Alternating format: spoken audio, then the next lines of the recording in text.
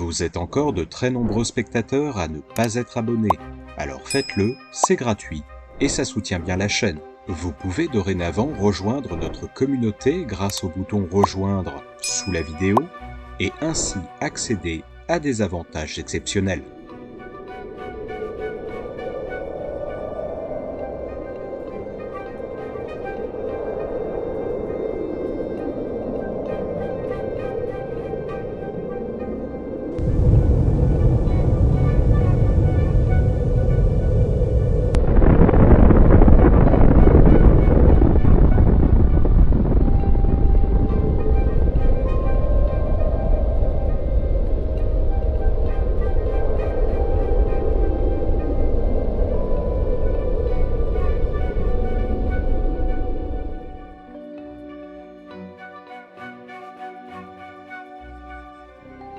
Le 13 mars 2024, le président de la Fédération de Russie, Vladimir Poutine, accorde à la chaîne de télévision russe Rossiya 1, première chaîne russe, une interview menée par un vétéran de la chaîne, le journaliste Dmitri Kiselyov.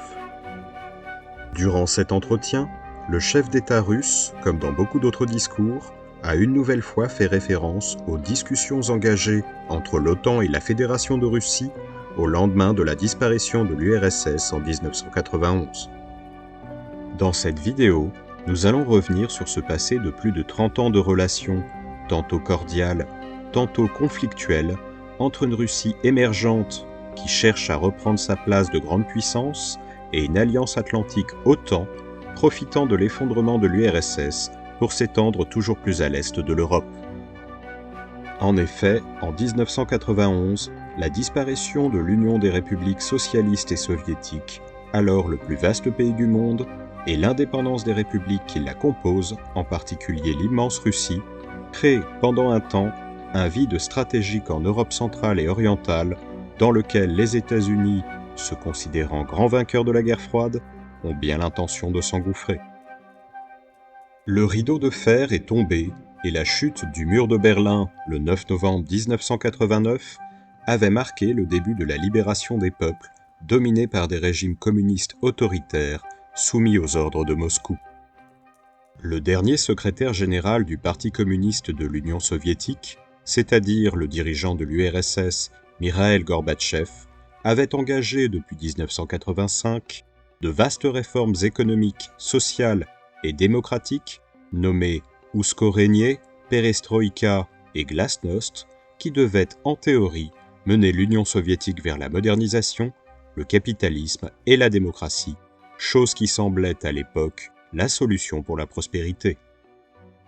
L'exemple du développement spectaculaire du Japon et de l'Allemagne, les perdants de la Seconde Guerre mondiale, qui avaient réussi économiquement, finit de convaincre les soviétiques de la nécessité de telles réformes. Gorbatchev avait reçu de son mentor, alors décédé, Yuri Vladimirovitch Andropov, ancien secrétaire général de l'URSS et chef du KGB, les services de renseignement soviétiques, un rapport alarmant sur l'état profond du pays dont il connaissait tous les secrets. Selon Andropov, l'URSS devait disparaître avant la fin de la décennie des années 1980 si rien n'était fait rapidement. Le pays, malgré toute la propagande qui vantait ses réussites à l'époque de Brejnev, était à présent dépassé technologiquement dans quasiment tous les domaines. Il y avait donc urgence. Les soviétiques avaient choisi pendant l'ère brejnevienne de 1965 à 1985 de se relâcher et de profiter enfin de la vie. Mais l'immense pays, soumis à une très lourde administration, était tellement gangréné par la corruption que les utiles réformes voulues par le gouvernement de Mikhaïl Gorbatchev n'aboutirent à rien de concret. L'URSS était tout simplement impossible à réformer.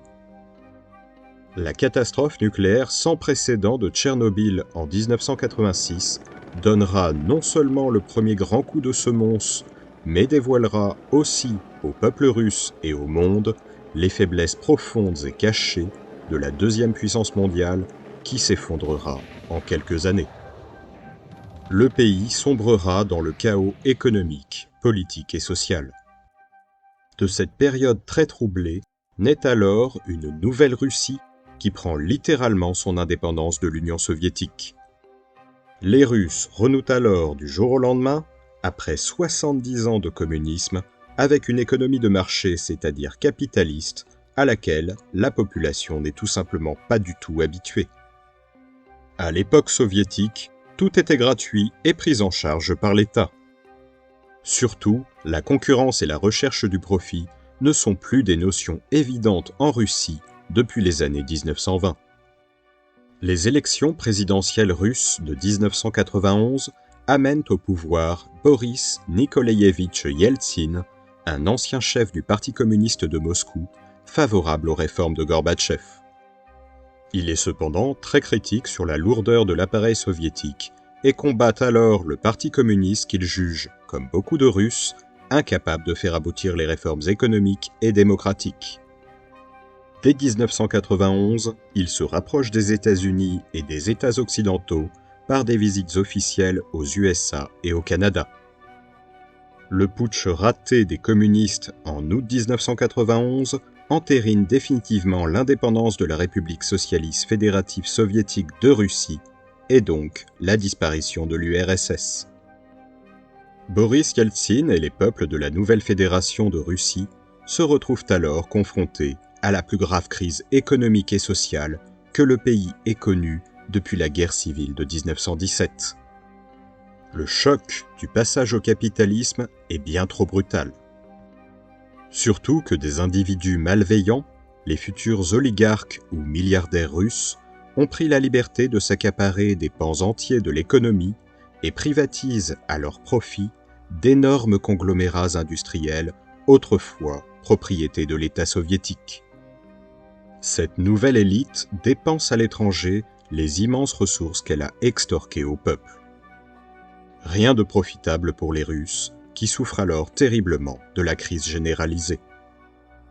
Le choc pour la population est tellement énorme que la famine réapparaît dans les années 1990 en Europe de l'Est. Le pays exsangue est au bord de l'effondrement moral et politique. Le monde russe, autrefois soviétique, est passé en quelques années du statut de superpuissance mondiale à une nation de second ordre, en proie à l'influence d'un pays qu'il a combattu pendant un demi-siècle, les États-Unis d'Amérique.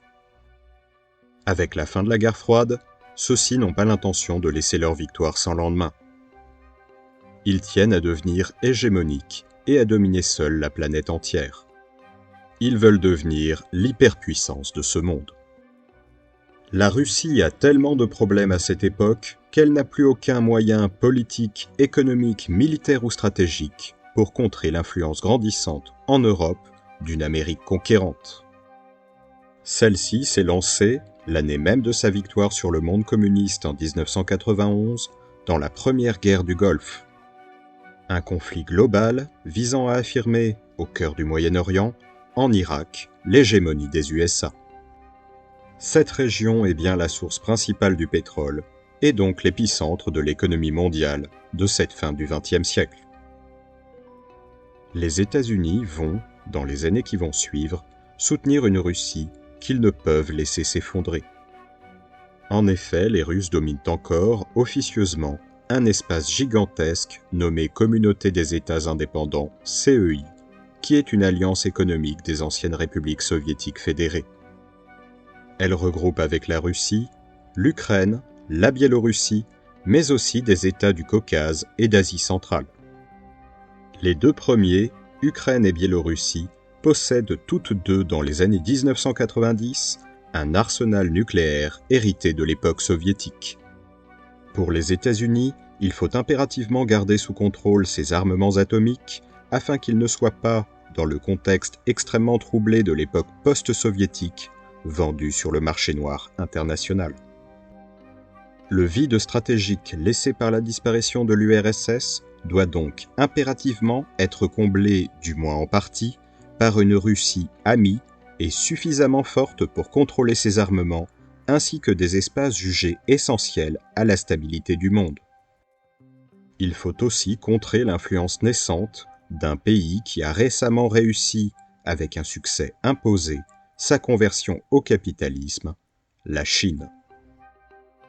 Celle-ci s'intéresse depuis toujours à l'Asie centrale, autrefois sous domination soviétique, et à ses vastes réserves d'hydrocarbures, pétrole et gaz naturel, indispensables à son développement. Si la Russie, elle, ne cherche pas la domination planétaire, la Chine se positionne en revanche comme un concurrent direct du modèle libéral et démocratique occidental calqué sur l'Europe et les États-Unis. Boris Yeltsin devient donc l'ami de l'Amérique. Son pays est suffisamment affaibli pour ne pas concurrencer les États-Unis dans leur nouvelle sphère d'influence européenne, mais en même temps suffisamment puissant et influent pour contrer la puissance chinoise grandissante et maintenir une certaine stabilité en Eurasie.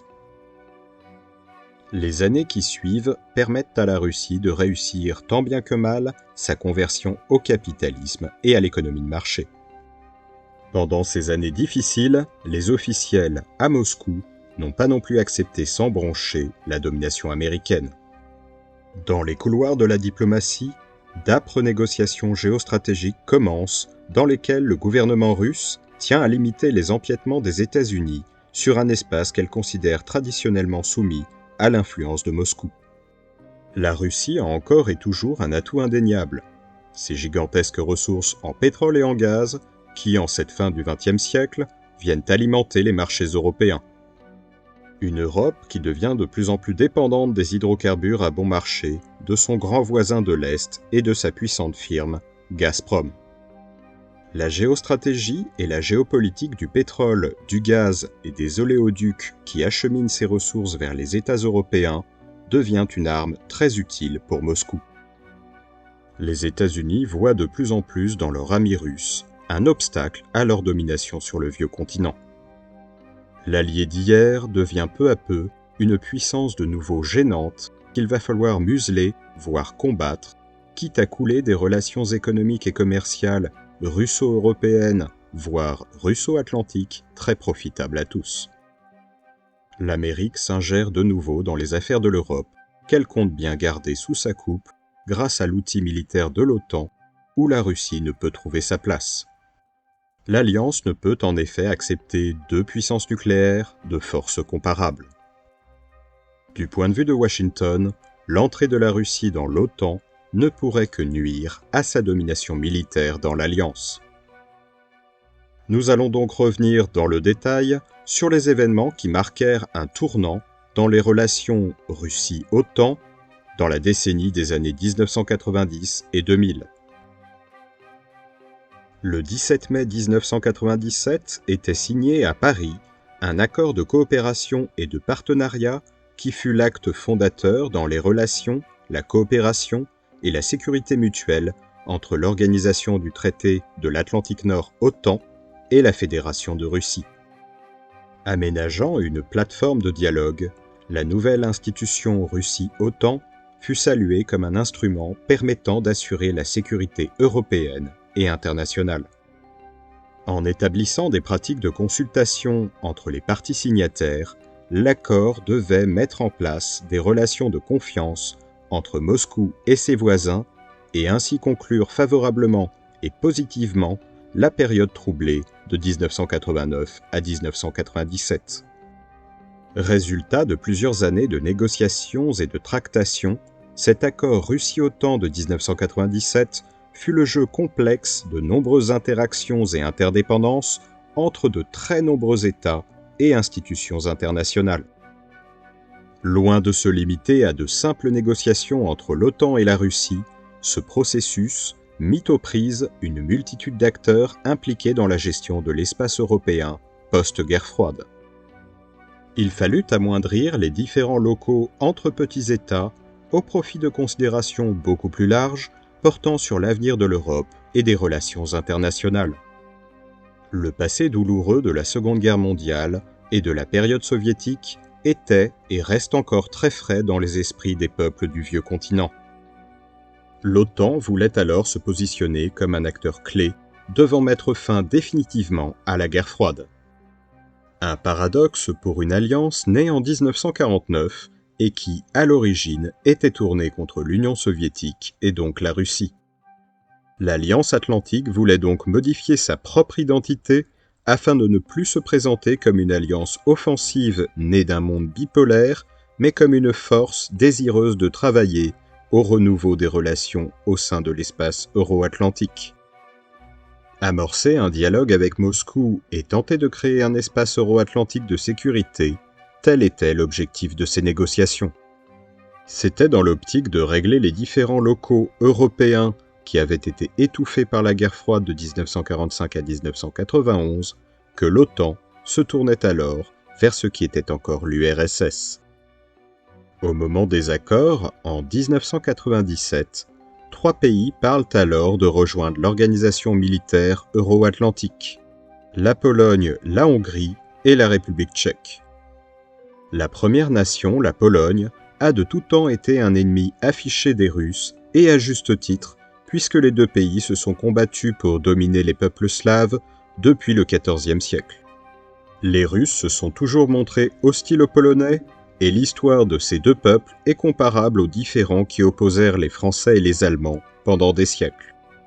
Ceux-ci cherchent à dominer le même espace et s'opposent dans l'idéal de dominer leur propre groupe culturel et ethnique. Du côté de la Hongrie et de la République tchèque, le problème est plus récent, car ces pays sont les seuls, avec la Pologne, à s'être soulevés contre la domination soviétique et communiste durant la guerre froide.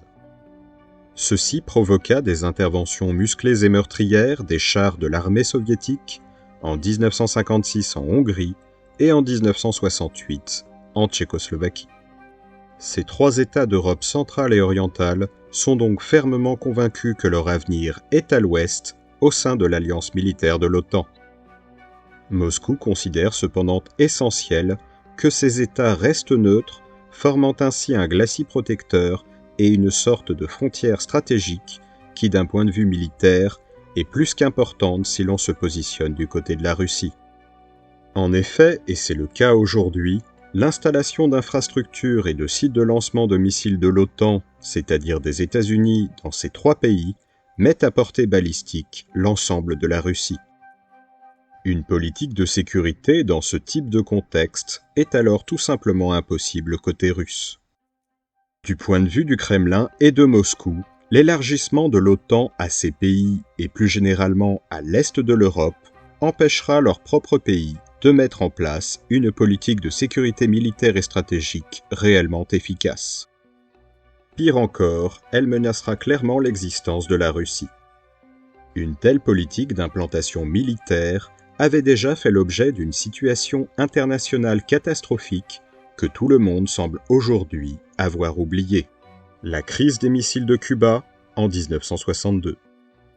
Les négociations à l'époque avaient permis de troquer la présence de missiles balistiques américains basés en Turquie et à portée de tir de l'URSS contre les missiles que les soviétiques avaient placés par la suite à Cuba à portée de tir des États-Unis.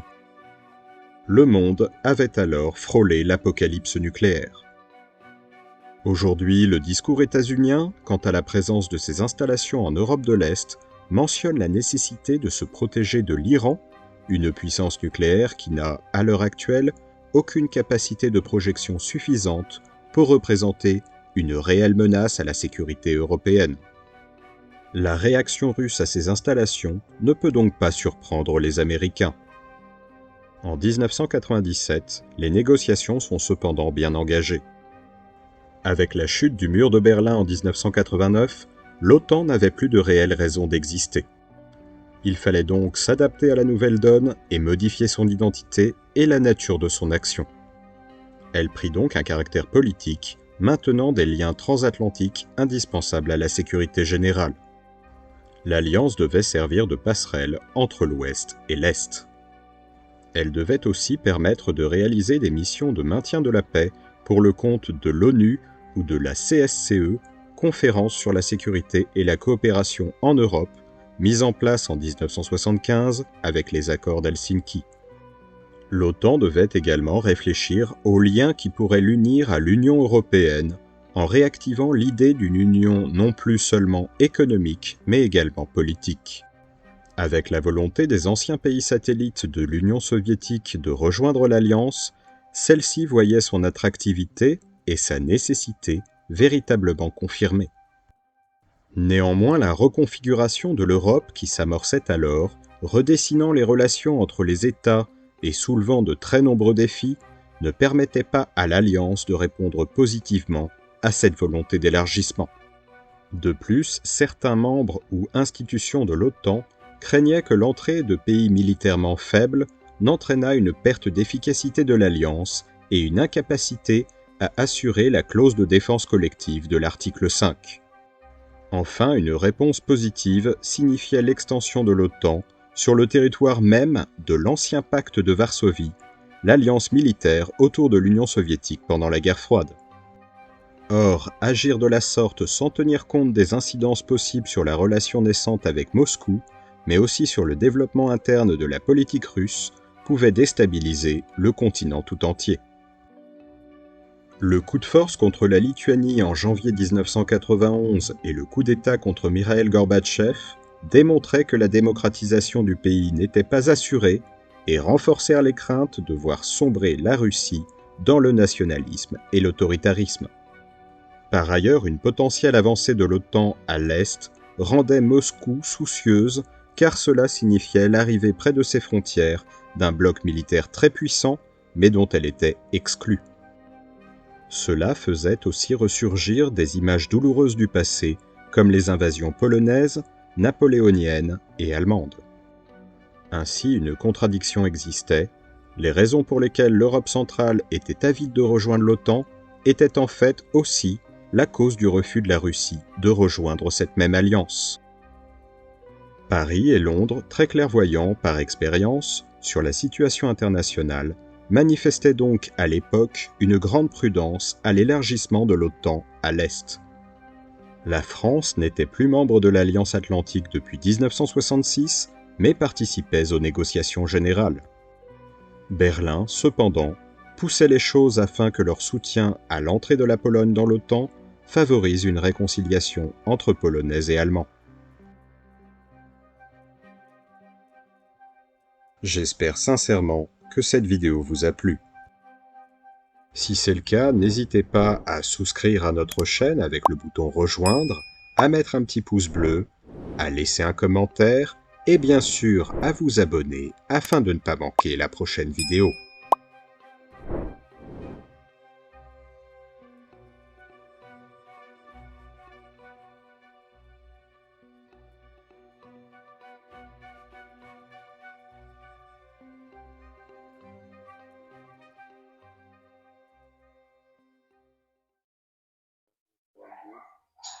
Bonjour, donc je m'appelle Franck Chantreau, mon épouse Roxane.